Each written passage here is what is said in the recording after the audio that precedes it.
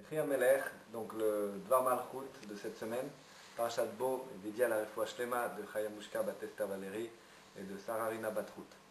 Le Rabbi pose la question, la première question qu'il pose, c'est à savoir quel est le rapport entre Boel Paro et la suite de la paracha. La suite de la paracha, c'est la sortie des enfants d'Israël du pays d'Égypte, la sortie de l'exil, la sortie de la galoute.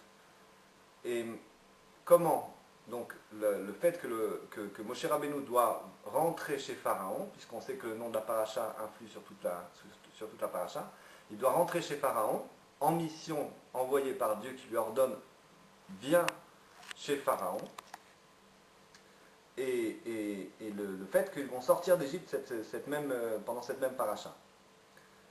Donc, d'une part, cette première question, et d'autre part, comme on sait que l'exil d'Égypte est le prototype de, tous les exils et en même temps de toutes les géoulotes, de toutes les délivrances qu'il y a dans le peuple juif, et la délivrance principale, la Géoula Amitit Vashlema, comment le Boel Paro est-il en rapport avec la Géoula Amitit Vashlema? Puisqu'on parle de Pharaon, qui est donc ce Pharaon? Pharaon qui va obstruer la sortie d'Égypte, qui va mettre un veto à chaque fois que les enfants d'Israël veulent sortir et que Moshe vient demander à Pharaon de faire sortir les enfants d'Israël d'Égypte, il refuse. Et quelle est cette force-là? D'où il a cette force-là de refuser et de s'imposer et d'imposer sa volonté devant Moshe Rabbeinu, l'envoyé de Dieu? Donc quelle est sa racine au niveau spirituel? Quelle est la racine spirituelle du Pharaon? Le Pharaon, au niveau de son essence, représente un niveau spirituel extrêmement élevé. Et même ce niveau-là, c'est le niveau le plus élevé qui existe dans tous les dévoilements qui n'ont jamais existé, qui n'ont jamais été créés par Dieu. Et ce dévoilement-là représente même l'essence de Dieu. Puisque l'essence de Dieu, devant lui, il n'y a rien qui est caché. L'obscurité, c'est de la lumière. Il n'y a pas de voile devant l'essence. Le Zohar pose une question. Il est marqué dans la paracha, viens chez Pharaon. Il aurait dû être écrit, va chez Pharaon. Puisque Dieu ordonne à Moshe d'aller voir Pharaon. Pourquoi lui dit-il, viens chez Pharaon, comme si lui-même était déjà présent là-bas? C'est-à-dire, Dieu va accompagner Moshe chez Pharaon, de chambre en chambre, jusqu'à arriver à défaire cette clipa, défaire cette écorce, pour arriver vers l'essence de la chose. C'est-à-dire que Pharaon, lui, est ce qu'on appelle le grand serpent, le grand reptile. Et on n'a pas accès à ce niveau de Pharaon quand il est dans sa maison. Parce qu'il y a Pharaon, il l'a toujours vu, Moshe n'a jamais eu peur d'aller voir Pharaon, puisqu'à chaque fois il l'a rencontré à l'extérieur de son palais. Mais là, il le rencontre à l'intérieur de son palais. La différence entre Pharaon tel qu'il est et la Pharaon dans son palais, c'est que dans son palais, il y a ce dévoilement-là de l'essence. Dans son palais, ce qu'on appelle Beth Pharaon. Pourquoi Moshe a-t-il reçu cet ordre de Dieu? En fait, Moshe, lui, avait un problème. Le problème de Moshe, tout le monde le connaît, c'est qu'il a dit à Dieu dans la Parashat Shemot, là-bas il avait dit, je ne suis pas un homme dont le discours est facile, je suis lourd de bouche et lourd de langue. Pourquoi Moshe avait-il tellement de problèmes à s'exprimer? En fait, Moshe, on sait dans la Parashat Shemot, dans l'Écoute Torah, dans le Torah Or, c'est marqué que Moshe descend du Olam HaTohu. C'est-à-dire que la Neshama de Moshe, elle vient du Olam HaTohu, le monde où les lumières sont beaucoup plus fortes que les réceptacles. C'est-à-dire qu'elles ont fait exploser les réceptacles. Donc ces lumières très très fortes, Moshe en bénéficie. Et Moshe reçoit cette lumière-là à tel point que dans son cerveau, la lumière est infinie, mais dans sa bouche, les réceptacles sont très très limités. Donc il n'arrive pas à exprimer son idée. C'est pour ça qu'il a ce défaut de langue. La question qui se pose, c'est pourquoi Dieu ne l'a pas guéri depuis le début? Il aurait pu le guérir et dire, va parler maintenant, je te donne la force de la parole, va parler à Pharaon. Eh bien non. On sait que Moshe n'a pas été guéri jusqu'au moment de Matan Torah. Et Moshe, donc, puisqu'il n'a pas cette force-là, Dieu lui dit, je vais venir avec toi, et quand tu vas te trouver devant cette essence, devant Pharaon, tel qu'il se dévoile au niveau de la Kedusha, tu vas pouvoir intégrer dans toi-même ce dévoilement-là pour que ton Neshama en ait connaissance, et connaissance de ce dévoilement de l'essence. Et donc, Moshe va chez Pharaon et supporte ce dévoilement, et il intègre ce dévoilement de toutes les lumières qui sont dévoilées dans le désordre. Et donc, par ce fait-là, le Rabbi explique que c'est la préparation au don de la Torah. c'est que afin de pouvoir recevoir la Torah et de la transmettre, Moshe a dû intégrer le niveau d'essence divine, qui ne fait aucun cas de toutes les limites ni de toutes les frontières, et qui est au-dessus de tout le réceptacle, et à ce moment-là, il a la force et la puissance pour recevoir la Torah, pour pouvoir la transmettre. Mais ce n'est pas que Moshe qui est en cause.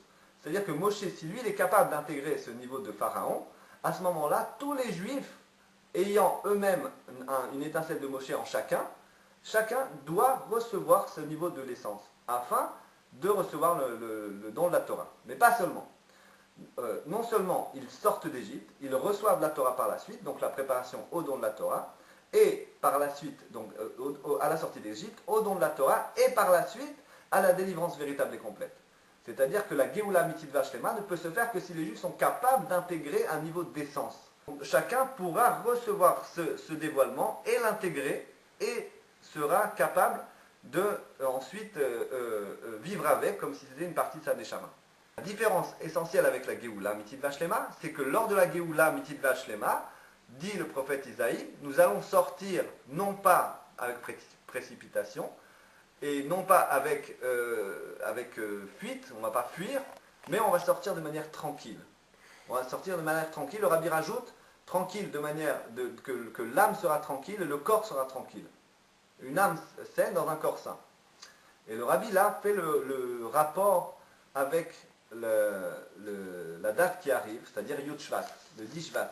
Le 10 Shvat qui est l'anniversaire de la Iloula du Rabbi Rayat, l'ancien Rabbi, le Rabbi Yosef Yitzhak.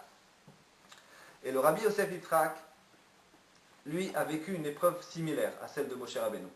Puisque dans les dernières années de sa vie, donc il est parti le 10 Shvat 1950, Tafshin Yud, et avant de partir, pendant les dernières années, il a eu du mal à parler. Il avait beaucoup de mal à s'exprimer, jusqu'au point où il ne pouvait pratiquement plus faire usage de sa parole, que très rarement. Et au point qu'un professeur en médecine qui s'occupait de lui-même, lui avait dit comment un rabbi, quelqu'un qui est le dirigeant du peuple juif, le Moshe Rabbeinu de la génération, a tellement de difficultés à parler, alors que son rôle, c'est de transmettre des mahamarim de Chassidut, des discours de Chassidut, et d'encourager son peuple et de le faire avancer, qui est le rôle de Moshe Rabbeinu. Donc on voit que Moshe Rabbeinu, d'un côté, était kvad pe, kvad lachon, c'est-à-dire qu'il avait du mal à parler, et on voit que le Rabbi Rayat, lui-même, le Moshe Rabbeinu de la génération, avait du mal à parler. Le Rabbi explique que ce fait-là prouve que lui-même est capable d'affronter le dévoilement de Pharaon. Parce que justement, Moshe demande, envoie le Mashiach directement, qui lui est de Olam HaTikun, lui est capable de parler de manière très claire. Dieu refuse, et il veut que Moshe, qui lui vient de Olam HaTohu, qui a du mal à s'exprimer, aille lui-même parler justement à Pharaon et faire sortir les enfants d'Égypte. Donc c'est ce qui se passe avec le Rabbi Rayat. Lui a du mal à parler, et c'est lui qui va amener la Géoula Mitzvah Shlema par le fait que va naître dans sa génération, et il va découvrir et il va faire connaître au monde le Mashiach ben David, c'est-à-dire le Rabbi Melech HaMashiach. Et donc tout le rôle du Rabbi Rayat se résume au fait qu'il va amener la Géoula Mitzvah Shlema malgré toutes les souffrances qu'il a endurées en Russie communiste, le Tanin Agadol, le grand serpent, qui lui a empêché dans toute sa vie de faire propulser la Torah et les mitzvot dans le monde juif. Et donc, grâce à ça, le Rabbi Rayat fait venir la Géoula. Grâce à ça, le Rabbi, malgré tous ces empêchements, il le fait quand même, et il donne sa vie pour amener la Géoula Mitzvah Shlema et le Melech HaMashiach qui arrive dans notre génération. Et le Rabbi dit que ce sera sans aucune interruption, c'est-à-dire ni Chas v'Shalom, le contraire de la vie, ni rien du tout qui va nous empêcher d'arriver maintenant, dès que la Géoula arrivera de manière complètement dévoilée, des Neshamot dans les corps, avec la Triata Metim, avec le Rabbi Rayat à notre tête, et le Rabbi Melech HaMashiach qui va nous sauver de toute la galoute. Donc, Yehi a donné nous Morinu Rabbeinu Melech HaMashiach l'Olam Vaed. Vive le roi Mashiach!